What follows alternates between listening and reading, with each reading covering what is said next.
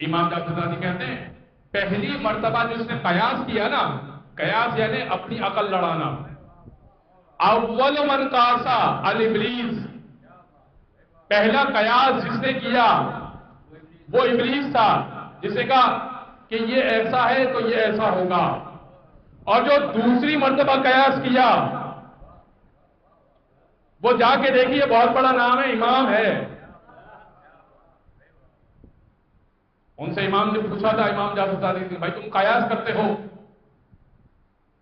کہ یہ ایسا ہے تو یہ ایسا ہے،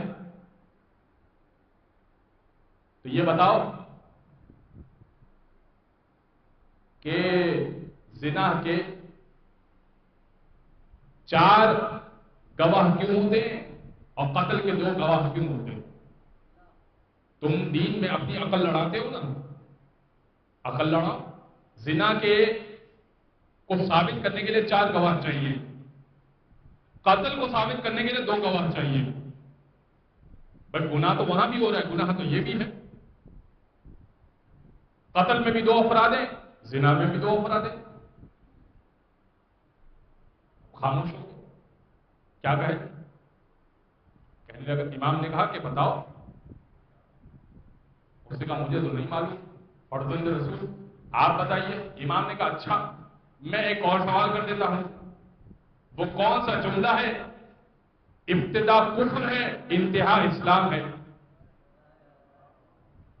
ابتدا کفر ہے انتہا اسلام ہے. لگاؤ عقل، چلاؤ دین میں اپنی عقل.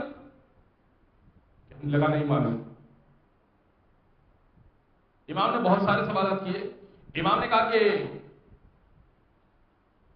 زنا میں 4 گواہوں کی اس لیے ضرورت ہے اور قتل میں 2 گواہوں کی اس لیے ضرورت ہے کہ زنا میں 2 افراد گناہ میں ملوث ہیں، تو ہر ایک کے لیے 2 گواہ کی ضرورت ہے.